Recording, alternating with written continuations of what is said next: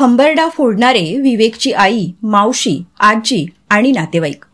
बुधवार दिनांक 15 ऑक्टोबरच्या मध्यरात्री नवीन कामठी पोलीस ठाणे हद्दीतील नेरी शिवारात विवेक रमेश तांडेकर वय 28 वर्षे राहणार नेरी याची धारदार शस्त्राने डोक्यावर वार करून हत्या करण्यात आली आहे.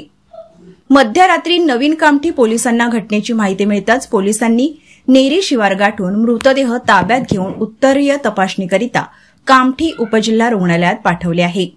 सूत्रांकडून मिळालेल्या माहितीनुसार विवेकचा गावातील युवकांसोबत काही दिवसाआधी वादविवाद झाला होता. या संदर्भात विवेकने नवीन कामठी पोलीस ठाण्यामध्ये तक्रार देखील नोंदवली होती. पोलिसांनी कारवाई करत यातील गैरअर्जदारला अटक सुद्धा केली होती.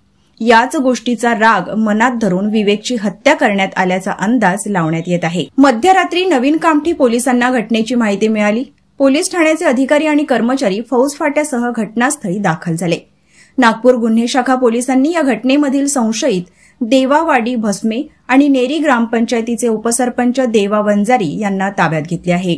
उपसरपंच देवा वंजारीवर आरोप आहे की त्याने विवेकला फोन करून बोलावले होते. पोलीस सध्या घटनेची कसून चौकशी करत आहेत. नेरी गाव हे रेती उत्खननाकरिता नेहमी चर्चेत असते. या रेती उत्खननामुळे गावामध्ये भाईगिरी देखील वाढलेली आहे.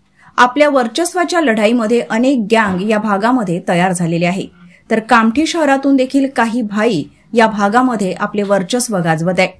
झालेली हत्या याच भाईगिरीचा एक नमुना म्हणता येईल. हत्येचे नेमके कारण अद्याप अस्पष्ट असून नागपूर अपराध शाखा आणि कामठी पोलीस बारकाईने पुढील तपास करत आहेत.